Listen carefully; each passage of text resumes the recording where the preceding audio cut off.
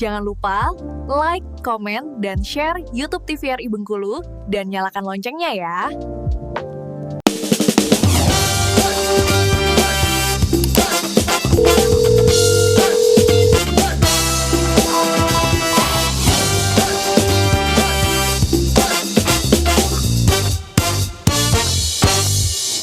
Ya pemirsa, kembali lagi tentunya di Dokter Kito bersama Kita Sehat.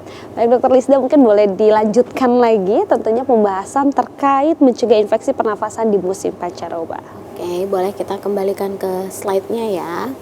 Jadi abis di slide ini kita akan membahas tentang ISPA-nya nih ya. Jadi boleh next slide berikutnya. Nah, jadi pada ISPA ini tadi ya ada banyak ya intinya terutama sih penyebabnya kan memang bisa bakteri, virus, jamur dan beberapa zat-zat polutan lainnya.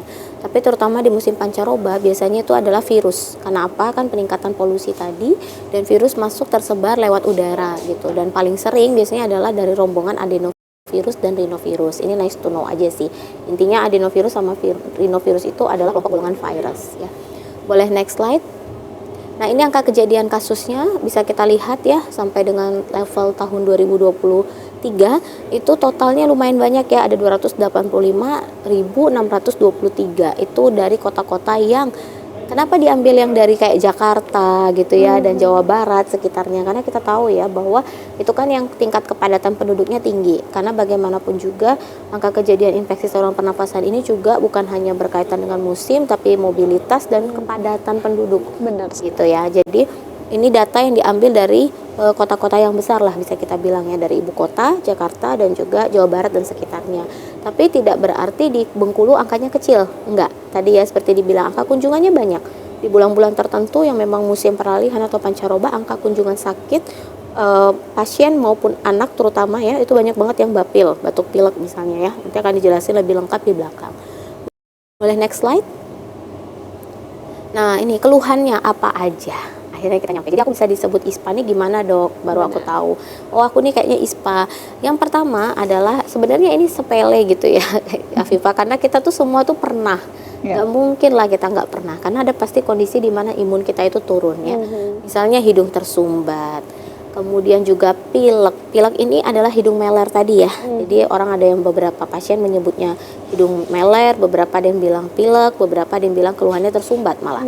Nggak nyaman. Kemudian juga ada batuk kering. Biasanya ini bisa berupa batuk kering, bisa berupa juga batuk berdahak. Tapi biasanya di sini dokter nanti akan menanyakan lebih lengkap lagi tentang keluhannya. Kalau memang benar batuk berdahak, warna apa? Karena itu bisa juga untuk mengidentifikasi apakah ini benar virus atau mengarah ke bakteri.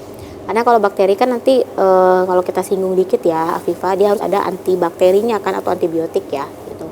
Kemudian ada keluhan bersin-bersin. Nah ini ya. Kemudian ada nyeri menelan biasanya atau nggak enak aja lah, gatal tenggorokan misalnya, atau memang benar-benar waktu nelan tuh sakit Afifah. Jadi dia merasakan sakit menelan. Kemudian biasanya disertai dengan peningkatan suhu tubuh, tapi biasanya pada kasus yang cuman infeksi saluran pernafasan akut biasa, dia cuman meningkatnya sedikit. Kita kan tahu ya suhu tubuh normal kita 36,5 sampai 37,5. Biasanya dia meningkat tuh nggak nyampe 38, paling 37,7. Tapi kan kita merasa ya ada peningkatan gitu. Atau biasanya kalau masyarakat sih bilangnya meriang. Nah, kuncinya panas dingin dok. Nah itu salah satu yang harus kita notice. Itu justru hati-hati juga ya, ada juga perbedaan ketika demamnya tinggi banget Afifah dan malah nggak turun-turun. Nah ini kita curiga lebih kompleks ya biasanya dokter Putri ya, jangan-jangan infeksi denggi. Malah kalau seperti itu infeksi virus yang terutama disebabkan oleh denggi, karena denggi juga meningkat angka kejadiannya pada waktu musim pancaroba gitu ya. Jadi ini yang ISPA saja biasanya demamnya tuh nggak terlalu tinggi gitu ya. Nah kalau kita lihat-lihat nih Afifah, ini keluhan yang biasa orang sebut dengan flu nggak sih? Benar sekali. Iya betul sekali ya. Jadi itu kira-kira ya gambaran keluhannya. Jadi boleh semuanya ada, boleh beberapa item aja yang ada ya. Boleh next slide. Nah bagaimana sih pencegahannya? Jadi sebenarnya ini ada kaitannya dengan new normal yang baru kita masuki, Benar Afifah. sekali. Jadi ada juga hikmahnya ya ternyata ya buat pemirsa yang menonton, gak selamanya COVID itu yang hadir ya membawa dampak buruk aja. Ternyata dia bisa mengajarkan kita banyak hal ya. Dengan kehidupan new normal sekarang, kita ingat waktu zaman COVID kita hampir semuanya hafal tentang 5 langkah cuci tangan. Benar sekali. Ya kalau nggak ada COVID mungkin kita nggak dipaksa belajar ya. Kenapa? Karena mau pergi bepergian di bandara, di mall, misalnya di tempat-tempat lain kita dipaksa untuk bisa cuci tangan gitu. Nah akhirnya hikmahnya kita ngerti dan ternyata mencuci tangan itu adalah salah satu langkah kita mencegah penularan. Karena kebanyakan tadi pada kasus ISPA dia melalui droplet nih Afifah. Jadi droplet itu lewat percikan liur ya. Berarti berkaitan dengan jarak toh. Makanya nanti di dalamnya ada juga tingkat kepadatan tadi berkaitan dengan jarak. Semakin banyak penduduk maka jaraknya kan semakin dekat gitu ya. Kemudian juga mencuci tangan, menghindari bagian tubuh, bagian wajah terutama karena itu bisa menjadi sumber masuknya droplet percikan air liur dan ludah. Ada juga yang dibawa lewat udara ya, partikel udara ya gitu. Nah itu, kemudian juga memperbanyak konsumsi sayuran dan buah-buahan karena ini kita anggap sebagai kadar vitamin C-nya tinggi. Jangan merokok ya berkali-kali ini ya sebenarnya ya di semua item lah ya. Dan etika batuk yang benar. Jadi ketika batuk kita harusnya menutup karena di situ dia bisa muncrat ya. Jadi lompatannya itu dia bisa tinggi kayak gitu. Mungkin itu beberapa, nanti akan dilanjutkan oleh Dokter Putri yang baik dokter. Nah ini cara batuk yang baik dan benar ini mungkin masih sering banget di dalam masyarakat itu apa ya, menyepelekan juga ya dok ya, dia batuk dengan menyemprotkan tanpa menutup. Sebenarnya etika yang baiknya itu seperti apa sih dokter? Oke, jadi harusnya yang pertama dia itu ada dua sih, bisa kita tutup ketika batuk dan bersin. Ini bersinnya masuk ya ke dalam batuk ya, artinya bukan batuk aja ya Viva. Itu dengan lengan dalam, permukaan bagian dalam lengan kita tutup kayak gini ya. Setelah itu ya kita pasti harus tetap cuci tangan. Baik. Cuci tangan atau kalau bisa pakaian yang kita pakai itu kita cuci. Atau yang kedua, kalau kita nggak nutup pakai lengan, ada tisu, itu kita tutupnya pakai tisu gitu. Nah tisunya langsung kita buang di sampah medis ya. Kenapa? Karena nanti kalau kita buangin sembarangan, kasihan yang pas mungut sampah ya kena juga ujung-ujungnya. Jadi harus sampah medis, kan sampah medis punya perlakuan yang khusus dalam pengolahannya. Jadi ada dua cara, dengan lengan atau dengan tisu atau sapu tangan juga boleh. Dan dua-duanya tetap setelahnya wajib cuci tangan di bawah air mengalir dengan sabun dengan langkah yang benar. Benar sekali, terutama di ruangan yang cukup kecil ya dok ya, dan itu tidak terbuka, itu kayaknya kita harus lebih aware lagi nih. Dan langsung pakai masker ya Viva, jangan lupa. Benar sekali, itu yang kayaknya yang masih sulit ya di masyarakat untuk penggunaan masker. Jadi dianggapnya bahwa ketika orang menggunakan masker itu ketika dia punya penyakit yang sangat berat tentunya ya itu, tetapi ketika flu yang dianggap ringan ini dia lebih menyepelekan tentunya.